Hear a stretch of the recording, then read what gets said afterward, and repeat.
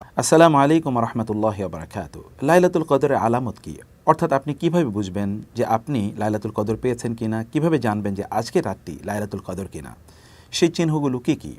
আলহামদুলিল্লাহ ওয়াসসালাতু ওয়াসসালামু আলা রাসূলিল্লাহ ওয়া আলা আলিহি ওয়া সাহবিহি ওয়া মান ওয়ালা, আম্মা বা'দ। লাইলাতুল কদর বা শবে কদর নামে আমাদের এই অঞ্চলে যে রাতটি পরিচিত, সেটি অত্যন্ত গুরুত্বপূর্ণ একটি রাত। আল্লাহ সুবহানাহু ওয়া তাআলা এটিকে বলেছেন হাজার মাসের চেয়ে উত্তম, অর্থাৎ যেটি প্রায় ৮৩ বছর ৪ মাসের মতো। ৮৩ বছর ৪ মাস জুড়ে আপনি ইবাদত করলে যেই সওয়াব বা আপনি যেই পুরস্কার পাবেন তার চেয়ে অনেক বেশি পুরস্কার পেতে পারেন লাইলাতুল কদরে ইবাদত করার মাধ্যমে। এই রাতে আল্লাহ সুবহানাহু ওয়া তাআলা কোরআন নাজিল করেছেন। সূরাতুদ দুখানে আল্লাহ তাআলা সেই কথা বলেছেন, ইন্না আনজালনাহু ফি লাইলাতিন মুবারাকা, যে আমি একটি বারাকাপূর্ণ রাতে এই কোরআনকে নাজিল করেছি। খুবই দুর্ভাগ্যজনকভাবে আমাদের দেশে শবে বরাত নামে আমরা যে রাতটিকে উদযাপন করে থাকি সেটি মূলত লাইলাতুল কদর বলেই কোরআনে আল্লাহ সুবহানাহু ওয়া তাআলা উল্লেখ করেছেন। অতএব শবে বরাত অথবা ভাগ্য রজনী মূলত লাইলাতুল কদর অর্থাৎ শবে কদর। এই বিষয়টি আমাদেরকে ভালো করে বোঝা দরকার। আমরা এখন যে বিষয়টি আপনাদেরকে বলতে চাই তা হচ্ছে লাইলাতুল কদর বা শবে কদর যে আপনি পাচ্ছেন এটি আপনি কীভাবে বুঝবেন? শবে কদর বা লাইলাতুল কদর এর জন্য কিছু আলামত বা চিহ্ন আমরা সহিহ হাদিসগুলোতে পেয়ে থাকি। 9টি এরকম আলামত বা চিহ্ন এখন আপনাদের সামনে উল্লেখ করতে চাই।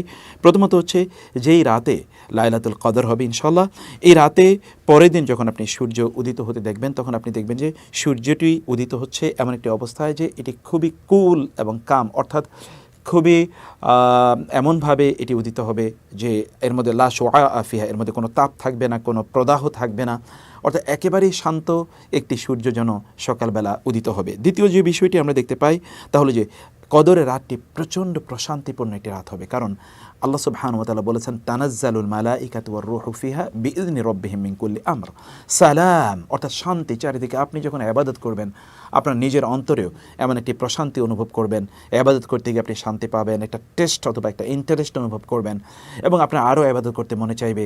আপনি চারিদিকে কেমন যেন একটা কুল অ্যান্ড কাম এনভায়রনমেন্ট আপনি দেখতে পাবেন। রাসূলুল্লাহ সাল্লাল্লাহু আলাইহি ওয়াসাল্লাম তিনি নিজেও বলেছেন যে লাইলাতুল কদরি এটি কেমন একটি রাত হবে, তিনি বলেছেন তলিকা বালজা, এমন একটি রাত যেটি হবে খুবই প্রশান্ত এবং চারিদিকে খুব আলোকোজ্জ্বল একটি রাত হবে। সেই জন্যে লাইলাতুল কদর এর মধ্যে আমরা দেখতে পাবো যে লাইলাতুল কদরের পূর্ণিমার চাঁদের মতো চারিদিকে আলোর প্রভা চারিদিকে ছড়িয়ে পড়বে। যদিও লাইলাতুল কদরের রাতটি কিন্তু পূর্ণিমার রাত না, কিন্তু পূর্ণিমার রাতে যেরকম আপনি আলো পেয়ে থাকেন লাইলাতুল কদরে এরকম আলো চারিদিকে ছড়িয়ে যাবে, এটি আপনি দেখতে পাবেন।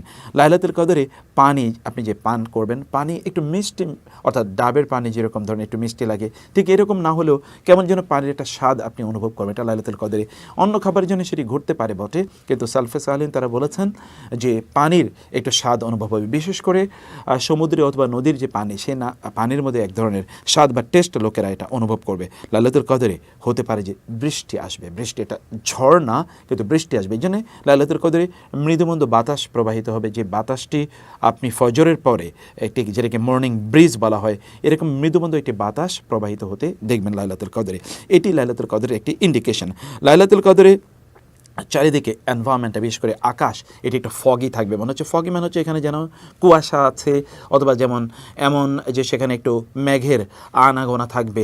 মেঘ একেবারে ঢেকে রাখবে না বটে, কিন্তু মেঘের আনাগোনা থাকবে। এই জন্য লাইলাতুল কদরে বৃষ্টিও হতে পারে ইনশাআল্লাহ, কিছুটা বৃষ্টি, অথবা লাইলাতুল কদরের পরের দিন ইনশাআল্লাহ আপনি দেখবেন যে বৃষ্টি হয়েছে, এমন অবস্থায় সেটি থাকবে। লাইলাতুল কদরে আপনি দেখবেন যে সকল দিকে আপনার একটা প্রশান্তির মতো আপনি একটা অনুভব করবেন। রাসূলুল্লাহ সাল্লাল্লাহু আলাইহি ওয়াসাল্লাম লাইলাতুল কদরটাকে আমাদের উদযাপন করার জন্য তিনি আমাদেরকে দিক নির্দেশনা দিয়েছেন, আমরা যেন এই রাতে আল্লাহুম্মা ইন্নাকা আফুন তুহিব্বুল আফওয়া ফা'ফু আন্নি, আমরা যেন কিয়ামুল লাইল করি, অর্থাৎ লম্বা সময় জুড়ে যেন আমরা সালাত আদায় করি এবং আল্লাহ সুবহানাহু ওয়া তাআলার কাছে যেন আমরা প্রার্থনা করি। লাইলাতুল কদর পাওয়ার জন্য আমাদের সালাফরা তারা অনেক পরিমাণ তারা কাজ করেছেন, সেই কাজগুলো আমাদেরও করা দরকার। উদ্বেগ, উৎকণ্ঠা এবং আমাদের নিজেদের মধ্যে উদ্যোগ থাকা দরকার যেন লাইলাতুল কদর কোনো অবস্থায় মিস হয়ে না যায়। এই আলামতগুলো যদি আপনি দেখতে পান, আপনি ইবাদত করার পর তাহলে বুঝবেন যে ইনশাআল্লাহ আপনি লাইলাতুল কদর পেয়েছেন। আর আল্লাহ সুবহানাহু ওয়া তাআলা আমাদের সবাইকে লাইলাতুল কদর পাওয়ার এবং লাইলাতুল কদরের যে সৌভাগ্য আছে সেই সৌভাগ্য অর্জন করার তৌফিক দান করুন। হাযা ওয়া সাল্লাল্লাহু সুবহানাহু ওয়া তাআলা নবিয়ানা মুহাম্মদ ওয়া আলিহি ওয়া সাহবিহি আজমাইন। ওয়া আসসালামু আলাইকুম ওয়া রাহমাতুল্লাহি ওয়া বারাকাতুহু।